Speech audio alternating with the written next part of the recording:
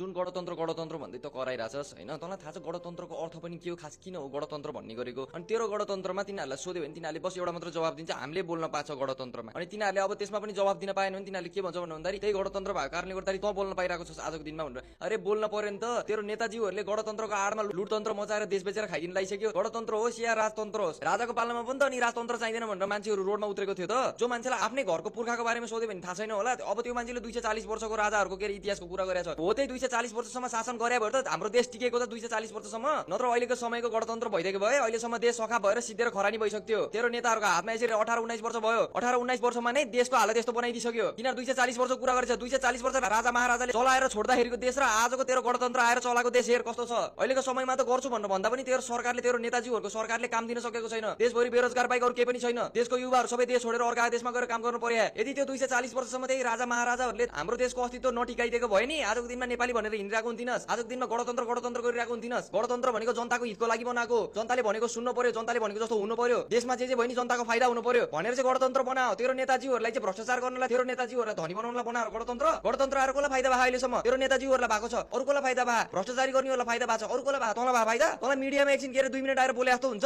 तेरो गणतन्त्रले देश सिधाइसक्यो। थाहा छ तँलाई? हेरे देशको हालत कस्तो छ अहिले। राजावादीको कुरा हैन के भाइ, हामी देशवादी हो, देशवादी, हाम्रो देश बिग्रियो, सिद्धियो, खतम भयो भनेर चाहिँ बोलिरहेको छौं। हिजोको दिनमा जनयुद्धमा लडेको मान्छेले पनि आज आएर चाहिँ हामीले ठुलो गल्ती गर्यो भनेर भनिरहेको छन्। किन थाहा छ? हिजोको दिनमा त्यो जनयुद्ध यही गणतन्त्रको लागि गरेको, तर आज यही गणतन्त्र त्यही मान्छेहरुमाथि भारी भइरहेछ। दुई छाक राम्रोसँग खाना पाएको छैन, काम पाएको छैन, बच्चा-बच्ची पढाउन सकेको छैन। अनि के फाइदा भयो त नि गणतन्त्र भएको? बोल्न पाएर मात्र भयो त? बोलेर खाना पाइन्छ? जुन गणतन्त्रले चाहिँ देशको भविष्य नै खतरामा पर्छ भने के काम त नि त्यस्तो गणतन्त्र? कमसे कम राज शासन आयो भने मान्छेहरु नियम कानून भित्र बसेर काम त गर्छन्। मान्छेलाई अलिकति भयो नि डर त हुन्छ। अहिलेको समयमा कसैलाई केही चिजको डर छैन। देखा छैनस् मिडियामा यो पड्काइदिन्छु र त्यो पड्काइदिन्छु, राजा लगेर झापडा हान्दिन्छु। यो गणतन्त्रले दिएको बोल्न दिएको चिज यही हो हैन। आफ्नै देशको राजाको कुनै पनि इज्जत छैन, सम्मान छैन। राजा गद्दीमा बस्नु भए पनि नभए पनि देशको राजा भनेको त राजा हो नि। छैन किन भन्नु भन्दाखेरि हामीसँग त गणतन्त्र छ नि त। पनि छैन गणतन्त्र भनेको छ, उफ्रेको छ। हिजोको दिनमा त्यही आतंककारी गएर चाहिँ बोलेर चाहिँ गणतन्त्र आयो हैन। अनि आजको दिनमा उले आफ्नो आतंक मचाउँदाखेरि आज जनताले कति दुःख पाएको छ थाहा छ? ए बाबा होला तेरो बाबुबाजीहरु पार्टीको पछाडी लागेर पैसा कमायो होला, भ्रष्टाचार गरेर कमायो होला, त्यही भएर तेरो लागि पार्टी प्यारो छ, त्यही भएर गणतन्त्र प्यारो भएको तेरो लागि, बुझिस् नि? तेरो घरको फाइनान्शियल स्टेट राम्रो छ होला, तेरो घरको मान्छेसँग जग्गा जमिन होला, पैसा होला। तर नेपालमा भएको सबै सर्वसाधारण त धनी त छैन नि त। तेरो बाउसँग जस्तो पैसा त छैन नि त। तेरो बाउले जस्तो भ्रष्टाचारी त गर्दैन नि त सबैले। सायद तैँले आफूले